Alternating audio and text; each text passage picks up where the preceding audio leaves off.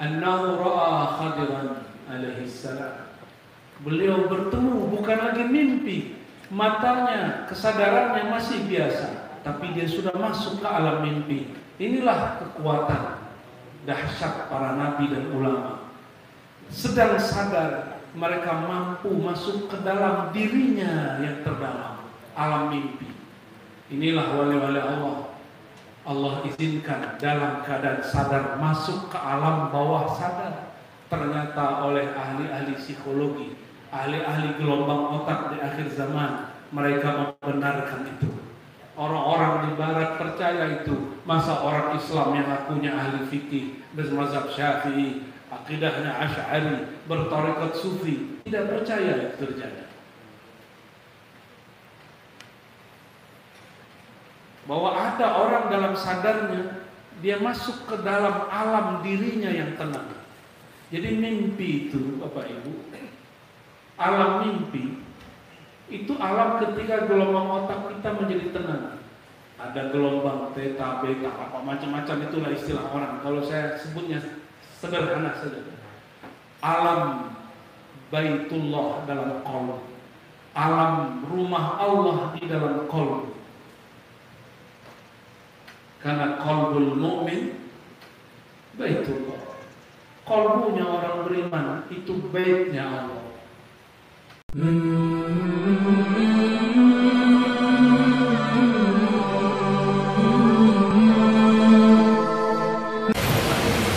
Asyhadu an la ilaha illallah, asyhadu anna Muhammadan abduhu wa rasuluh. Allahumma shalli wa sallim wa barik alaihi. Amma ba'du. Para guru, para syekh yang terhormat, ada bersama kita Kiai Haji Baharudin, Kiai Haji Amrullah Hamdi, dan semua para kiai, para aparat. Ya, semoga Allah memberkahi kita semua. Mobil khusus Bapak Ibu yang di depan saya.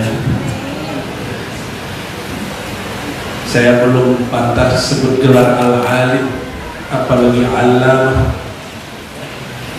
Bahkan sebenarnya gelar Abuya pun belum pantas, tapi karena guru kita memanggil dengan nama itu, maka kita mengatakan cuma lebay. Thariqat Idrisiyah Ahmadiyah adalah salah satu anugerah di akhir zaman yang perlu kita syukuri. Dan negeri ini wilayah apa namanya Pak Kiai? Pompano, salah satu negeri terawal yang dapat keberkahan Thariqat Ahmadiyah Idrisiyah Muhammadiyah. Di masa negeri-negeri yang lain belum dapat di Indonesia, di sini sudah dapat. Jadi Thariqat Idrisiyah tertua Indonesia salah satunya di Pompano, pompa tua sebenarnya. Itu cocokologi dari saya. Sangat tua sekali ilmunya. Dan ini bukti manuskrip. Manuskrip itu bahasa Inggris, bahasa Arabnya makhtutat. Makhtutat berarti tulisan tangan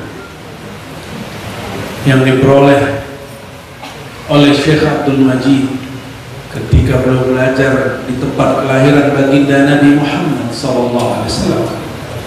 Disitulah beliau bertemu jejak-jejak orang yang beliau selalu salawati, Nabi Muhammad SAW.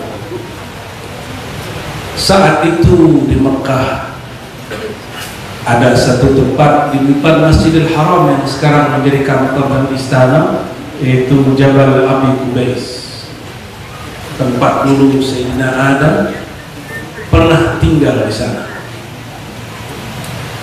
Jabal Abi Qubais ini konon katanya Sayyidina Adam itu sendiri, wallahu a'lam bishawab. Itu tempat adalah pusat semua thariqah. Ada thariqah Naqsyabandiyah, Khalwatiyah, Qadiriyah, dan juga termasuk Syekh Muhammad Ali As-Sanusi Beliau mursyid daripada Syekh Abdul Majid, memimpin thariqah di situ. Meskipun beliau kemudian keluar lagi ke Yaman dan balik lagi. Dan Syekh Abdul Majid termasuk Imam Lapeo, Syekh Muhammad Tahir yang berumur panjang, pernah jumpa dapat ijazah dari beliau. Jadi Lapeo, apa tadi nama tempatnya susah sekali menghafalkan. Pak, Pompano. Oh, mohon maaf, pohon. Oke. Alhamdulillah. Kalau dijelaskan artinya lebih mudah. Terima kasih Pak. Syekh Abdul Majid dulu dapat hadis Sahih Bukhari, Kitabul Ilm, karena beliau punya manuskrip juga Sahih Bukhari. Saya nggak tahu masih disimpan atau tidak. Sayyidina Nabi SAW bersabda, hadis Abu Hurairah, an Nabi SAW, tasammu bismi wa la tukannu bikunyati. Jika kamu hendak memberi nama yang mirip denganku, berilah nama dengan namaku. Ini juga dipakai oleh orang-orang thariqah, maka orang thariqah tidak malu menyebut thariqahnya Al-Muhammadiyah. Ini bukan cocok lagi, ini syarah isyari. Kalau ada tafsir isyari, ada syarah isyari. Apa isyari? Isyarat rohani. Tasammu bismi, hendaklah kalian kalau ngasih nama boleh dengan namaku, tapi kunyah jangan kunyahku, jangan berkunyah Abul Qasim. Abul Qasim hanya Sayyidina Muhammad SAW di masa hidupnya. Adapun setelah beliau wafat secara fisik, maka dibolehkan ulama. Apa lanjutan hadisnya? Man ra'ani fil manam. Nah ini usulut tariqah as-sufiyah, wabil khusus at-tariqah al-muhammadiyah, itu tariqat al-idrisiyah. Man ra'ani fil manam faqat ra'ani.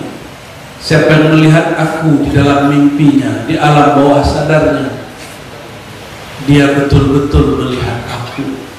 Fa inna syaitan la yatamathalu bi, karena syaitan tidak dapat menyerupai aku. Ya.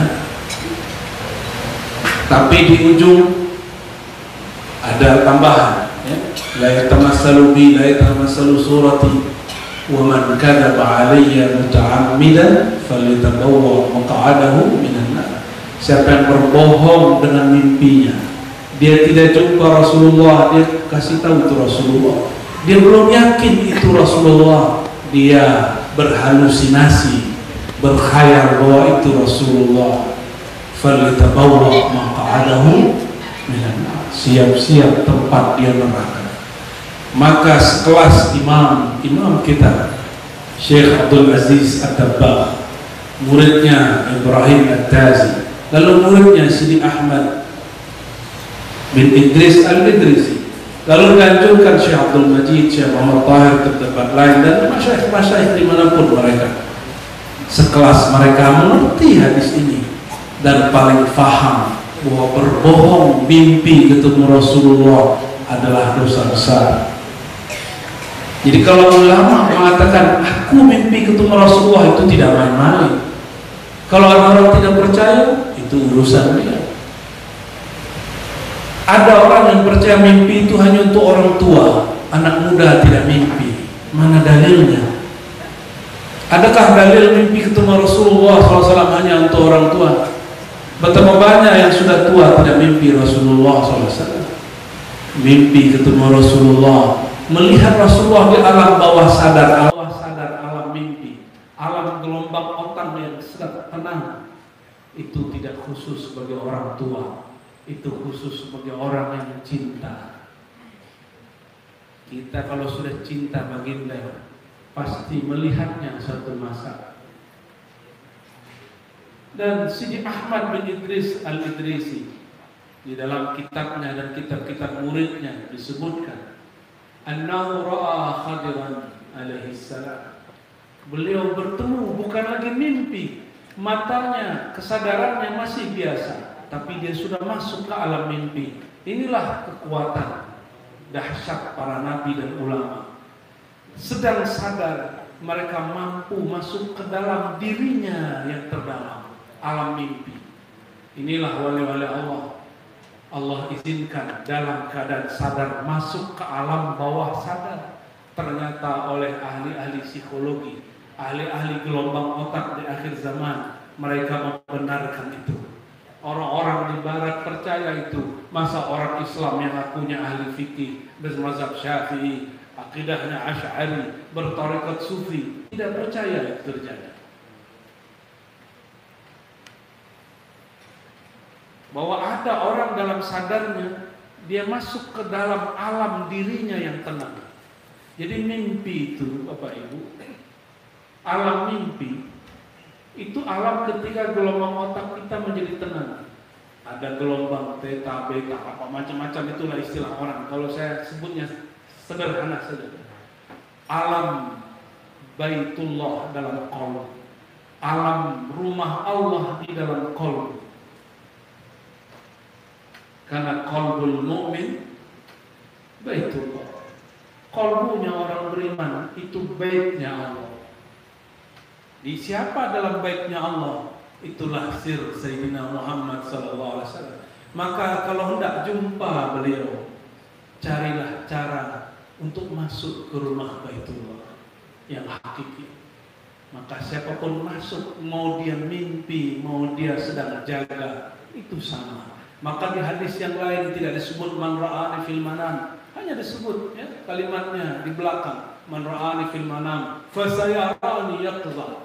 Yang melihat aku dalam mimpi, fasayarani, dia akan melihat aku dalam waktu dekat, dalam keadaan yaqza, dia sadar. Kenapa? Yaqza, sadar seperti ini. Jika orang sudah cinta, maka yang Baitullah yang tadi di dalam, sekarang dia menjadi di luar. Maka yang dilihat tadi di dalam, dia akan lihat di luarnya. Yang biasanya orang lihat dalam mimpinya, sekarang dia akan lihat dalam keadaan jaganya. Alamnya sama, bedanya dia sedang jaga, yang tadi sedang mimpi. Semoga tidak paham. Ya. Tapi paham lah ya. Jadi kalau mau bertemu sir Sayyidina Muhammad SAW, mau jumpa beliau, masuklah ke dalam Baitullah. Ini disebut Baitullah. Apa dalilnya? Ya, kalau beberapa syekh menyebut Baitul Mu'min, dalilnya apa? La yasa'uni ardi, la tasa'uni ardi wala samai, innama wasi'ani qalbu abdil mu'min.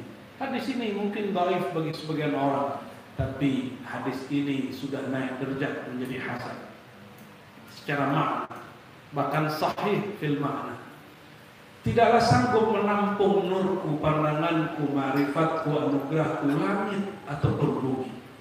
Yang sanggup menampungnya hanyalah qalbu hambaku yang mukmin. Maka qalbu mukmin, baitul mukmin, qalbunya orang beriman itu tempat bertemu Allah, tempat bertemu Sayyidina Rasulullah SAW. Tapi karena qalbu itu lebih luas dari langit dan bumi, hati-hati. Kadang-kadang orang belum masuk ke dalam qalbunya, syaitan menyambar. Kata syaitan, ini qalbumu. Lalu menyerupailah seorang syekh, Syekh Abdul Qadir Jilani, menyerupai Syekh Ahmad bin Idris Al-Idrisi, dan mereka mengaku sesuatu, mengajarkan suatu ajaran yang menyimpang karena orang ini tidak punya ilmu syariat dan hakikat yang kuat. Akhirnya dia tergelincir. Itu sebabnya persoalan mimpi mesti dibimbing oleh ahli rohani yang mumpuni. Bukan sembarang cerita saya mimpi atau saya tidak mimpi. Sidi Ahmad bin Idris Al-Idrisi yang merupakan imam, beliau bertemu, dulunya Syazili, beliau Syazili, bahkan Naqsyabandi, bahkan tarekat yang lain. Ra'a Khadiran, melihat Sayyidina Khidir, Lalu dia lihat di samping Sayyidina Muhammad SAW.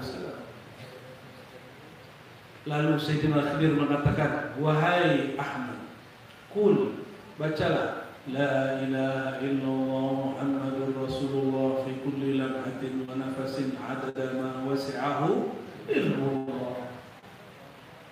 Maka dia baca,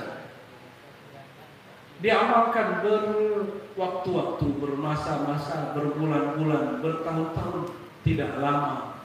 Nabi Khidir di samping Sayyidina Muhammad SAW yang di depan. Beliaulah langsung mentalkinkannya.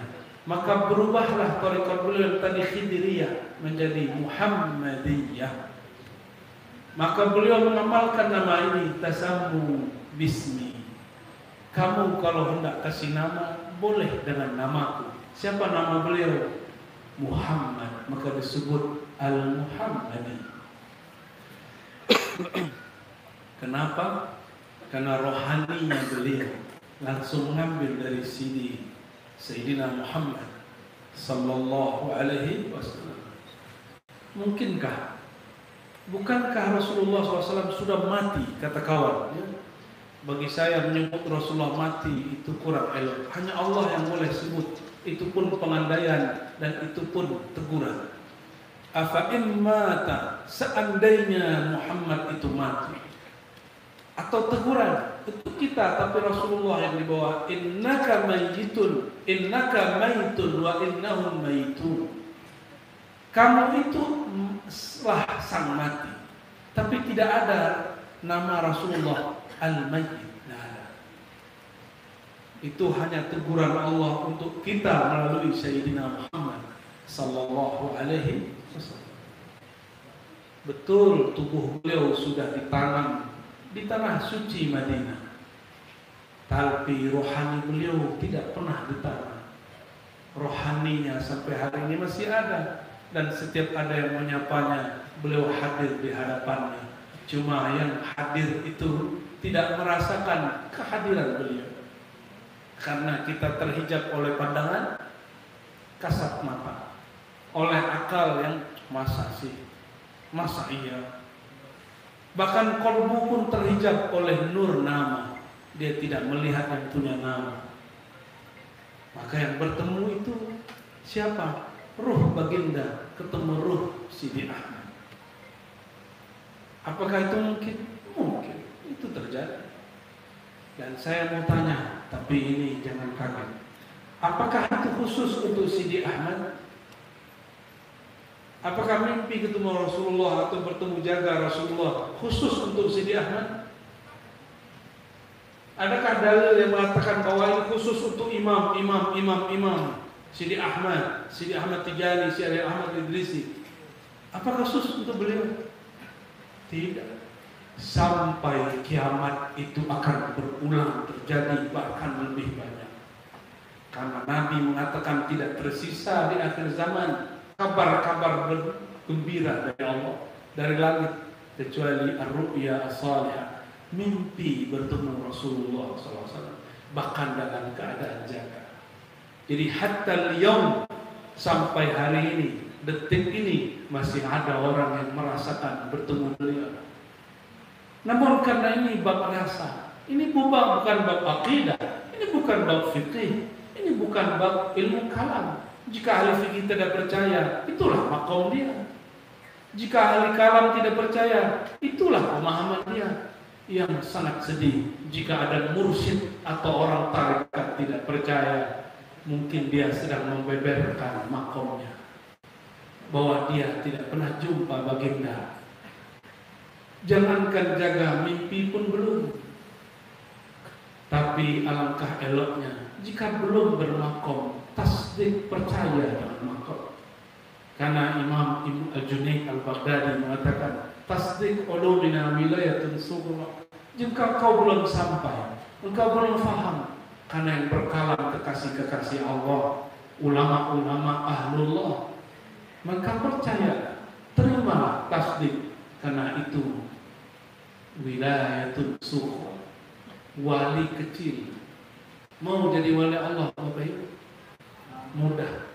Percayai ilmu ma'rifatullah, sudah jadi wali kecil. sudah jadi wali kecil. Tapi wali itu ada kubra, ada uzma, ada ulia. Ada wali yang lebih tinggi lagi, al-wali al-Muhammadi. Ada lagi yang lebih tinggi, al-wali al-Ahmadi. Ada lagi di atas itu. Tapi setinggi-tinggi wali, dia di bawah kaki para nabi. Tidak ada wali yang lebih tinggi daripada nabi. Namun kewaliannya seorang nabi lebih tinggi dari kenabiannya. Kenabiannya seorang nabi lebih tinggi dari kerasulannya. Wallahu a'lam bis-shawab. Semoga musola ini, musola disebut musola. Orang lama sebut musola apa? Tak lihat. Zawiyah. Ya, saya saran disebut namanya Zawiyah Syekh Abdul Majid. Ya, Zawiyah Syekh Abdul Majid Al-Muhammadi. Karena tarekat beliau Al-Muhammadi. Dan tarekat Al-Muhammadi ini tarekat yang mencakup 40 tarekat. Dan Sidi Syekh Muhammad Ali As-Sanusi mengatakan aqrabuha tariq Syekhi Sidi Ahmad bin Idris Al-Idrisi. Yang paling dekat itu jalur guruku Sidi Ahmad, karena langsung kepada Rasulullah SAW. Di masa itu beliau dianggap gila. Di masa itu beliau dianggap halu. Tapi bagaimanakah disebut halu? Musnid dunia, ilmu sanad hadis semua ada di beliau. Ilmu akidah ada di beliau. Semua mazhab, khususnya mazhab Maliki, ada di beliau. Adakah yang berani sebut orang seperti ini halu? Atau jangan Anda yang halu? Begitu kata beliau. Semoga zawiyah ini, zawiyah Syekh Abdul Majid Al-Muhammadi, betul-betul jalan dalam manhaj imamina Sidi Ahmad bin Idris Al-Idrisi Al-Ahmadi Al-Muhammadi Al-Khidri. Amin ya rabbal alamin. Al-Fatihah.